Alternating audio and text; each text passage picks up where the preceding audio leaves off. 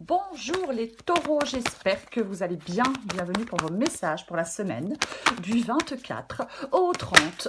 Hop, du 24 au 30 mars. Ok, j'en ai deux. Bon. Oh, bah je prends les deux. Allez. Ok. Les amoureux et le 6 d'épée. Hop, oh, je vais tout tomber. Alors, les taureaux, en cette semaine avec les amoureux et le 6 d'épée, ça nous parle d'une semaine de choix et de transition. En cette semaine, vous pourriez être confronté à une décision importante, peut-être d'ordre relationnel. Ouais, alors la guidance est générale. Mais, ouais. Alors, il y a un choix auquel vous êtes confronté qui pourrait vous permettre de vous éloigner d'une situation difficile et d'avancer vers quelque chose de plus paisible, vers quelque chose de plus harmonieux. On va voir avec la guidance, mais il est possible qu'on vous demande de prendre le temps de peser le pour et le contre. On doit faire un choix aligné avec ses valeurs les plus profondes pour pouvoir progresser avec sérénité. Mais effectivement, ouais, un passage, un déplacement, une transition vers des eaux plus calmes, je laisse quelque chose derrière moi. Alors, ça peut être des difficultés, ça peut être des pensées négatives ou des situations stressantes, parce que de toute façon, on va vers quelque chose de plus serein avec le 6 d'épée. Ouais. Après, avec les amoureux, ouais, un choix entre deux options, deux personnes ou deux directions différentes dans votre vie. On va regarder. Allez, alors la guidance est générale, mais à la fin de cette guidance, je donnerai une orientation sentimentale et une orientation professionnelle. Comme ça, voilà. Allez, allez, de toute façon, vous verrez bien. Allez, pour les taureaux, du 24 au 30 mars. Parce que les guidances sont générales, mais bon, généralement, vous regardez soit... Bon, je savais combien. Vous regardez soit parce que c'est pro, enfin, soit pour du pro, ou soit pour du sentimental ou du relationnel, vous voyez. Ok, j'en ai trois, je prends les trois. La reine d'épée. Le jugement. Le 3 d'épée. Ah, ça me gratte. Allez. Ok. Ah, bon, tant pis, j'en ai trois, je prends les trois. Allez, c'est pas grave. Le pendu, le chariot et le 5 de bâton. Est-ce que vous voyez tout? J'ai l'impression que oui. Ok, alors on commence.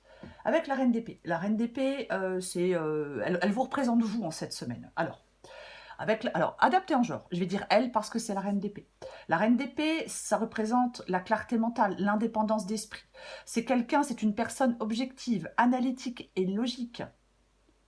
Elle a une forte autonomie. Elle n'a pas forcément peur de la solitude, la reine d'épée. Parce que la reine d'épée, elle a traversé des épreuves qui l'ont rendue résiliente. Et elle utilise son intelligence et son expérience pour prendre des décisions éclairées, souvent détachées de ses émotions. Parfois, la reine d'épée, elle peut paraître froide ou distante. Mais c'est souvent une protection. Voyez, ouais, c'est souvent une protection. Elle se fie à son propre jugement. Elle sait défendre ses convictions. Elle sait faire des choix, la reine d'épée. C'est vous, cette reine d'épée, en cette semaine, les taureaux. Ce que vous voulez, c'est le jugement. Il y a un désir de renaissance, de transformation. Ouais, alors, je veux me libérer du passé, je veux me libérer des regrets, je veux me libérer des limitations que je me suis imposées. Voyez, ouais. Ouais, c'est l'éveil, c'est la clarté, c'est la rédemption. Vous êtes peut-être prêt à saisir une opportunité de changement. De toute façon, moi, quand je vois la guidance, c'est comme si vous souhaitiez aller vers une vie plus épanouissante. Le 3 d'épée, c'est le blocage, c'est le défi, vous voyez. Il peut y avoir une douleur émotionnelle profonde au cœur d'une situation. Alors, il peut y avoir un blocage qui réside dans la douleur du passé, des déceptions amoureuses, des ruptures difficiles ou des trahisons. Il peut y avoir une douleur qui n'est pas résolue et qui empêche d'avancer, de s'ouvrir aux nouvelles expériences. Voyez, des blessures non guéries qui continuent de vous affecter. Pourquoi pas? Le défi avec le 3 d'épée, c'est d'affronter quelque chose, d'accepter, de laisser aller. voyez, peut-être travailler sur le pardon, alors envers les autres, envers vous-même, chacun fait ce qu'il veut. Le défi, c'est aussi de briser peut-être des schémas répétitifs. Euh, Parfois, il y a des schémas répétitifs qui nous conduisent à revivre des situations douloureuses. Peut-être que certains taureaux doivent cultiver l'amour de soi et la confiance en l'avenir pour guérir des blessures du passé et s'ouvrir à de nouvelles possibilités. Le pendu, le pendu, c'est le conseil, c'est ce qui vous aide. La réévaluation, la suspension, changer de perspective, de regarder une situation sous un angle différent. On peut être invité à faire un sacrifice ou à renoncer à quelque chose pour son bien-être avec le pendu. On est dans la réflexion intérieure, l'introspection, le lâcher-prise. Je vais la recouvrir, mais pour moi, le pendu, il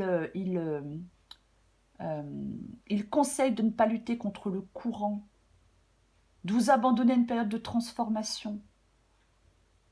Je vais le recouvrir. On va le recouvrir. Allez, on recouvre le pendu.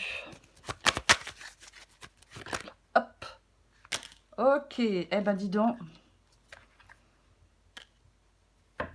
Le 4 de Pentacle. Ok, donc, il y a un besoin de contrôle, il y a un attachement. Alors, attachement au bien matériel ou à une situation. En fin de compte, c'est comme s'il y avait un attachement qui vous empêchait de voir la situation clairement et qui vous empêchait de faire les choix nécessaires pour votre bien-être. Ça peut être la peur de manquer le 4 de Pentacle, ça peut parler de sécurité matérielle, ça peut parler d'entêtement. Vous voyez ? Vous avez peut-être du mal à lâcher prise et à vous ouvrir à de nouvelles perspectives. On vous conseille de ne pas vous accrocher trop fermement à quelque chose. D'être prêt à faire un sacrifice pour pouvoir avancer vers un avenir plus épanouissant. Mais ça implique de sortir de sa zone de confort. L'issue de la guidance, c'est le chariot et le 5 de bâton. Ouais. Alors, le 5 de bâton, ça peut être des conflits externes, mais ça peut être aussi des conflits internes.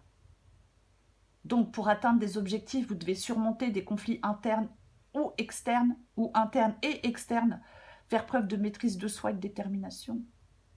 Ouais. Il y a des tensions avec le 5 de bâton en soi ou des désaccords avec d'autres personnes. Complètement. Ouais. Le chariot, il demande de prendre les choses en main, hein, il demande de prendre les rênes. Ouais.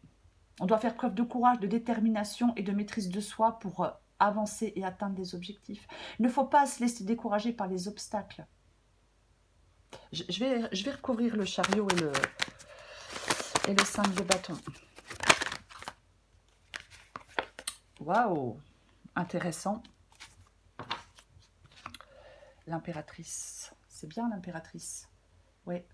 Ouais. Alors, malgré les conflits, malgré les luttes qui nécessitent votre détermination, l'issue, elle est marquée par la créativité, l'abondance et la fertilité avec l'impératrice. C'est une énergie de douceur, de bienveillance et de prospérité. Alors, on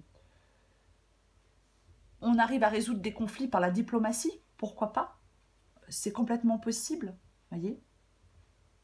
Ouais. Il y a quelque chose... Alors, il ne faut pas vous laisser décourager par des conflits. On se concentre sur la création, sur la douceur, sur l'harmonie. Il y a une abondance de créativité, de prospérité et d'épanouissement. Parce que l'impératrice, elle adoucit l'issue. Elle adoucit l'issue de la guidance. Donc, si c'est sentimental pour vous les taureaux, c'est-à-dire que si vous regardez, voilà, si ça vous parle, c'est le sentimental, en cette semaine, il y a une période cruciale de choix amoureux et de transition relationnelle. Alors, sentimental, relationnel, peu importe. Donc, pardon. Période de choix crucial, amoureux et de transition relationnelle. C'est influencé par des émotions profondes et des blessures du passé. On doit faire preuve de clarté mentale quant à ses besoins affectifs. On doit peut-être affronter les douleurs des relations passées, des déceptions, des trahisons par le passé, pourquoi pas. Ouais. Certains taureaux doivent peut-être reconsidérer leurs priorités amoureuses. Se libérer de leur besoin de contrôler la relation. Et, ouais, ou se libérer de... Ou d'arrêter de s'accrocher à quelque chose, à des schémas anciens. Vous voyez? Ouais. C'est pareil, hein, conflit, malentendu dans votre vie amoureuse, il y a une issue positive marquée par l'abondance, par l'amour, dans une relation, par de l'épanouissement, mais il faut privilégier la diplomatie, la communication authentique, l'expression de vos émotions. Il va être important de faire confiance à votre intuition, parce qu'il peut y avoir un renouveau profond dans votre vie sentimentale, les taureaux. Voyez, lâcher prise sur des blessures du passé, euh, euh, soyez certain ou certaine que vous pouvez attirer une relation saine et épanouissante. Voyez? Ouais, complètement. Il faut, de toute façon, que vous soyez en couple ou pas, il faut laisser de côté la peur et le besoin de contrôle. Il y a quelque chose d'extrêmement épanouissant dans votre vie sentimentale qui est à portée de main. Si vous vous permettez de laisser le passé derrière vous. Si c'est professionnel pour d'autres, c'est pareil, des choix cruciaux de carrière et de transition professionnelle, influencés aussi par des émotions profondes et des blocages liés au travail. On doit faire preuve de clarté mentale dans ses objectifs et dans ses compétences. On doit affronter des frustrations et des déceptions peut-être passées dans le monde professionnel. Voyez ? Il faut se libérer du besoin de contrôler tous les aspects de votre travail ou de vous accrocher à un poste insatisfaisant par peur de l'inconnu. De toute façon, c'est pareil, l'issue, elle est positive. Malgré les conflits, les compétitions ou des obstacles sur votre chemin professionnel, l'issue, elle sera positive, marquée par l'abondance d'opportunités, de créativité dans vos projets, d'épanouissement dans votre carrière, à condition, toujours pareil, hein, de privilégier la diplomatie, la collaboration. Voyez ? Il peut y avoir un renouveau profond dans votre vie professionnelle. Donc, je lâche prise sur les expériences négatives passées. En fin de compte, la clé, c'est de vous investir pleinement dans vos projets. De communiquer efficacement avec des collègues. De ne pas avoir peur de sortir de votre zone de confort pour saisir de nouvelles opportunités. Il y a quelque chose il y a une carrière plus épanouissante qui vous attend si vous osez faire les choix qui vous correspondent vraiment et si vous croyez en votre potentiel.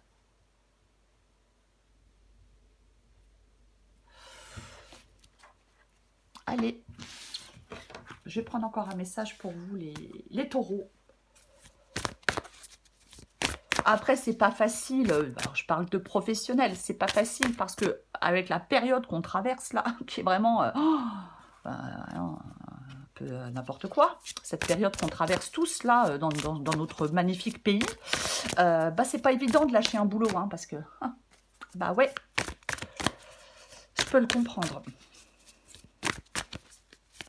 Allez. Ok. Super pouvoir. Adapté en genre. Bravo, tu es de plus en plus attentive à tes petites suggestions intérieures. Tu vas pouvoir y trouver un grand pouvoir caché, le pouvoir de la joie. Plus tu réalises ce qui te procure de la joie et plus tu entres dans ce cercle vertueux qui dépote. À mesure qu'il grandit, ce super pouvoir de la joie écarte les doutes et les obstacles.